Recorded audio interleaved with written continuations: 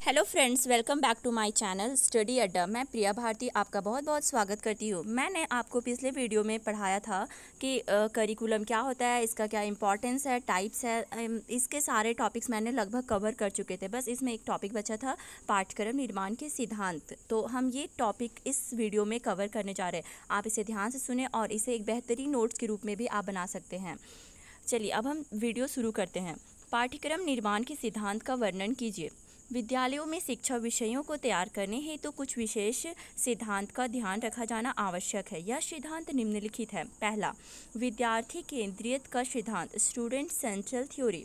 इसके अंतर्गत पाठ्यक्रम छात्रों की रुचि, आवश्यकताएं, योग्यताओं, कृतियों, स्थितियों तथा उसके विकास स्तर के अनुकूल होना चाहिए। इसमें छात्रों को उचित विकास के लिए समृद्ध अनुभव प्राप्त होने चाहिए। दूसरे अर्थों में बच्चों को पाठ्यक्रम का केंद्रीय तत्व बनाना चाहिए। दूसरा, समुदाय केंद्रित का सिद्धांत, the principle of community central. पाठ्यक्रम का विकास निर्माण करते समय छात्रों की आवश्यकताओं के साथ साथ समुदाय की आवश्यकताओं की भी ध्यान में रखना चाहिए। वास्तव में सामुदायिक जीवन से ही पाठ्यक्रम की रचना की जानी चाहिए। यह समुदाय की आवश्यकताओं एवं समस्याओं पर आधारित होनी चाहिए। दोस्तों, हम इस वीडियो से में हम बहुत इजी शब्दों में लिखे हैं, आप इसे पढ़कर आसानी से समझ सकते हैं। तीसरा, क्रिया केंद्रित का सिद्धांत, प्रिंसिपल ऑफ क्रिया की सेंट्रल। पाठ्यक्रम उन क्रियाओं पर केंद्रीय होना चाहिए जिसमें छात्र रुचि लेते हैं। इसमें खेल क्रियाओं, रचनात्मक क्रियाओं तथा प्रोजेक्ट क्रियाओं के लिए अवसर मिलने चाहिए। अर्थात इसमें यह कहना चाह रहा है कि हमें पाठ्यक्रम ऐसे निर्धारित करना चाहिए जिसमें स्टूडेंट लोग को इंटरेस्ट हो। जैसे कि खेल के मैदान में स्टूडेंट लोग को इंटरेस्ट होता है, क्राफ्ट वगैरह बनाने में, प्रोजेक्ट बनाने में स्टूडेंट लोग को इंटरेस्ट होता है। तो करिकुलम में ये सब चीज़ें ऐड करनी चाहिए। दूसरे शब्दों में यह काम द्वारा सीखने के सिद्धांत पर आधारित होना चाहिए। चौथा, विविधता का सिद्धांत, थ्योरी ऑफ डाइवर्सिटी। विविधता पाठ्यक्रम के विकास निर्माण का एक और महत्वपूर्ण सिद्धांत है।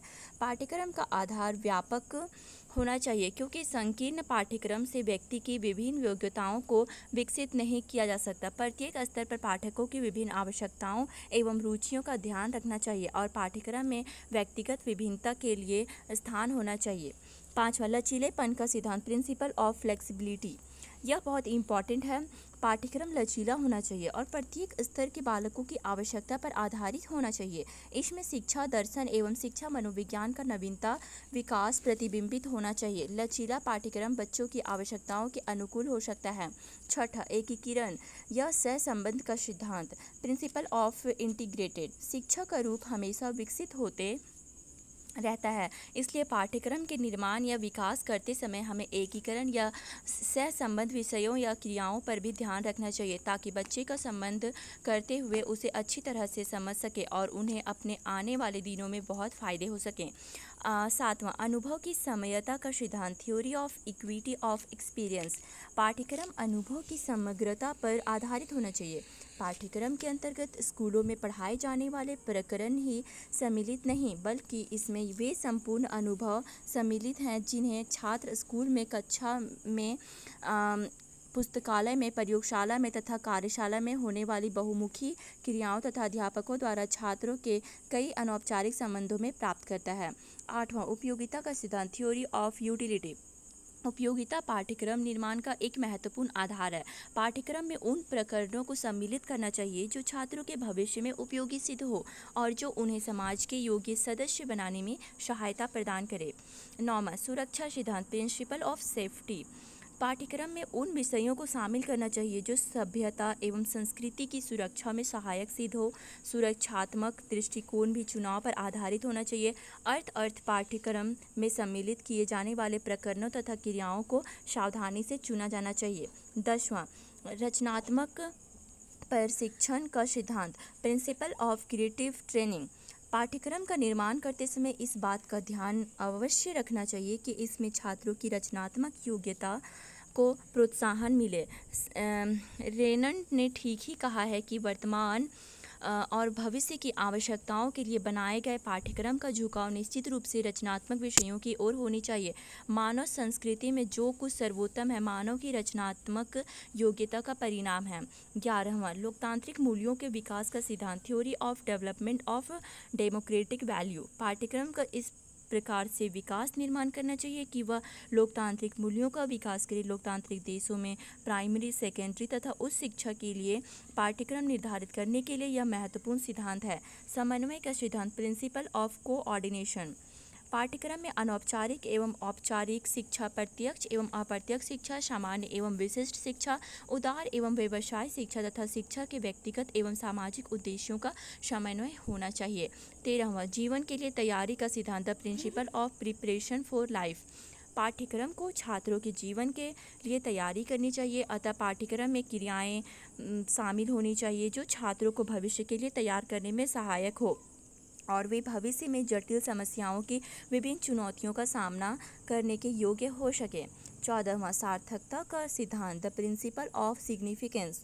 पाठ्यक्रम का विकास निर्माण करते समय अधिगम अनुभव के चयन एवं आयोजन में सार्थकता का भी ध्यान रखना चाहिए।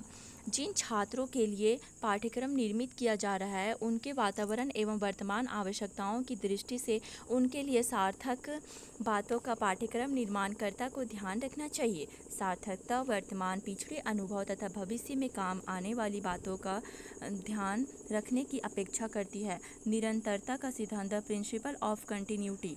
किसी कक्षा में पाठ्यक्रम का विकास निर्माण करते समय यह ध्यान रखना चाहिए कि वह एक तरफ तो पहले पढ़ी हुई बातों से संबंधित रहे तथा दूसरी तरफ आगे की कक्षाओं में जो कुछ पढ़ना है उसके लिए आधार का कार्य करे। अर्थात इसमें निरंतरता के सिद्धांत के अंतर्गत यह आता है कि जैसे कि हमने पहले बच्चों को क्या पढ़ाया ये भी पाठ्यक्रम में सम्मिलित होना चाहिए और हमने आगे बच्चों को क्या पढ़ाने वाले हैं वो भी पाठ्यक्रम में सम्मिलित होना चाहिए। इस तरह से उनके नॉलेज की प्रोसेस बहुत अच्छी होती है। इस प्रकार सभी कक्षाओं में भूत, वर्तमान और भविष्य में प्रदान किए जाने वाले अधिगम अनुभव में पर्याप्त रूप से निरंतरता बनी रहनी चाहिए। मानवीय मूल्यों के विकास का सिद्धांत, theory of development of human values. वर्तमान मूल्यों में भौतिकता की चकाचौंध में गिरावट आ गई है। सभ्यता नैतिकता से दूर दौड़ती प्रतीत हो रही है, इसलिए वर्तमान परिस्थितियों में इन गिरावट पर अंकुश लगाने की आवश्यकता है। इनकी शुरुआत प्राथमिक कक्षाओं से ही की जानी चाहिए ताकि छात्रों में उचित मानवीय मूल्यों का विकास हो सके। इस दृष्टि से स्कूल के पाठ्यक्रम में मानवीय मूल्यों का विकास हो सके, इसके लिए आवश्यक विषय सामग्री, क्रियाओं एवं अनुभवों को अनिवार्य तौर पर शामिल किया जाना चाहिए। 17वां, बुनियादी ज्ञान एवं कौशलों का सिद्धांत, theory of basic knowledge and skills. आज के आधुनिक युग में बुनियादी ज्ञान एवं कौशलों का बहुत महत्वपूर्ण भूमिका है क्योंकि आज का आधुनिक युग वैज्ञानिक तौर से आगे बढ़ रही है। इसके साथ ही छात्रों में बुनियादी ज्ञान एवं उनके कौशलों को विकसित करने के लिए पाठ्यक्रम में इसे भी शामिल करना ही चाहिए ताकि उन्हें भविष्य में इनसे फ़ायदा हो सके। अब हम इन सभी सिद्धांतों को देखने के बाद हम कंक्लूजन पे पहुंचते हैं तो हम निष्कर्ष के तौर पे कह सकते हैं कि पाठ्यक्रम के सिद्धांतों से यही निष्कर्ष निकलता है कि पाठ्यक्रम छात्रों की रुचियों, आवश्यकताओं एवं योग्यताओं, वृत्तियों, सिद्धांत हो तथा उसकी विकास स्तर के अनुकूल होना चाहिए और विद्यार्थियों के लिए हर प्रकार का ज्ञान जिसके द्वारा बालक अपना बौद्धिक, शारीरिक, संवेगात्मक, मानसिक, नैतिक तथा आध्यात्मिक विकास करने में समर्थ हो। उपयुक्त विवेचन से यह स्पष्ट होता है कि पाठ्यक्रम विद्यार्थियों के लिए बहुत महत्वपूर्ण आधार है। अब हम देख लेते हैं कि हमने पढ़ लिया पाठ्यक्रम निर्माण के सिद्धांत। अब हम देखते हैं पाठ्यक्रम का विकास, करिकुलम डेवलपमेंट। तो पाठ्यक्रम के विकास को स्कूल, कॉलेज या विश्वविद्यालय द्वारा प्रस्तावित कोर्स में सकारात्मक सुधार लाने के लिए चरण दर चरण प्रक्रिया के रूप में परिभाषित किया जा सकता है। पाठ्यक्रम विकास के चरण, स्टेजेस ऑफ करिकुलम डेवलपमेंट। कभी कभी एग्ज़ाम में स्टेजेस भी पूछे जाते हैं, इसलिए मैंने वीडियो में ये भी इंक्लूड किया है, आप इसे भी पढ़ लीजिएगा। According to Hilda Taba, Hilda Taba का डेफिनेशन बहुत इंपॉर्टेंट है। इन्होंने कहा है टेलर 1949 और टाबा 1962 के अनुसार पाठ्यक्रम विकास के 7 चरण बताया गया। हिल्डा टाबा के अकॉर्डिंग करिकुलम डेवलपमेंट के 7 स्टेजेस बताए गए हैं, जिसमें से फर्स्ट है ज़रूरतों का निदान, डायग्नोसिस ऑफ नीड्स। अब इसे देखते हैं, ज़रूरतों का निदान क्या है। पाठ्यक्रम का निर्माण छात्र के कमियों की पहचान एवं उनमें अंतराल के आधार बनाया जाता है। श्रवण बाधित एवं मानसिक मंदता वाले छात्रों के स्थिति में शिक्षक को एक चुनौती दी जाती है कि छात्रों के अधिगम अंतराल की पहचान की जानी चाहिए, फिर पाठ्यक्रम का निर्माण किया जाना चाहिए। साथ ही साथ पाठ्यक्रम सीखने की क्षमता के अनुरूप तैयार किया जाना चाहिए। दूसरा, उद्देश्य का निर्माण, फॉर्मुलेटिंग ऑफ ऑब्जेक्टिव, ज़रूरतों उद्देश्यों का आकलन करके प्राप्त परिणाम के आधार पर उद्देश्यों एवं लक्ष्यों के लिए कार्यक्रम तैयार करना और उन्हें लिखना। तीसरा, विषय सामग्री का चयन, सिलेक्शन ऑफ द कंटेंट, विषय सामग्री का चयन बहुत ही महत्वपूर्ण है। इसका चयन उचित रूप से किया जाना चाहिए। उद्देश्य के मूल्यांकन क्रम एवं सामग्री को छोटे छोटे इकाइयों में विभाजित किया जाना चाहिए। उद्देश्यों को कक्षा की स्थिति में व्यवहारिक रूप से लागू होना चाहिए, साथ ही साथ सीखने के अनुभव से संबंधित होना चाहिए। ये स्टेजेस बहुत इंपॉर्टेंट है। इसमें 4th स्टेजेस में कहा गया है कि विषय सामग्री का संगठन, ऑर्गेनाइजेशन ऑफ द कंटेंट, ऐसे विषय सामग्री को व्यवस्थित किया जाना चाहिए कि जो उसके सीखने के मूल्यों को प्रभावित करता है। सीखने के आसानी के लिए सामग्री को अनुक्रमित करना आवश्यक होता है।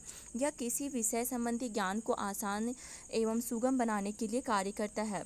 5वां, सीखने के अनुभव का चयन, सिलेक्शन ऑफ लर्निंग एक्सपीरियंसेस, सीखने के लिए रणनीतियाँ, विधियाँ एवं गतिविधियाँ का चयन किया जाता है। इसमें बालक के जीवन संबंधी आवश्यक कौशल को विकसित किए जाते हैं। इस चरण में अनुभवों का वर्णन किया जाता है जो बालक के कक्षा में आवश्यक हो और उसके अनुरूप हो। सीखने के गतिविधियों का संगठन, ऑर्गेनाइजेशन ऑफ लर्निंग एक्टिविटीज़, यहाँ अनुभव और सामग्री को क्रमशः एक साथ लाया जाता है। परिणाम और योग्यता को केंद्र बनाकर शिक्षा देने का कार्य किया जाता है। मानसिक मंदता वाले बच्चों के लिए सीखने की गतिविधियों को व्यक्तिगत अनुभवों और वास्तविकता पर आधारित होना चाहिए। जहाँ तक संभव हो सके उनके जीवन के अनुभव संबंधित हो। यह सीखने की गतिविधियों का संगठन होता है। अब हम 7वां देखते हैं, प्रतिपुष्टि एवं पुनरावृत्ति, फीडबैक एंड रिवीजन। ये लास्ट है।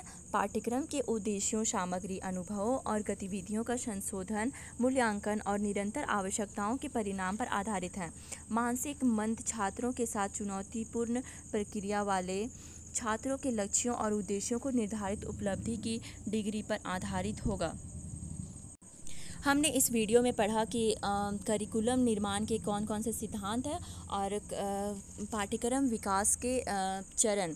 तो हमने इसे बहुत अच्छे तरीके से समझाने की कोशिश की और इसकी एक बेहतरीन नोट्स आपसे हम शेयर कर रहे हैं।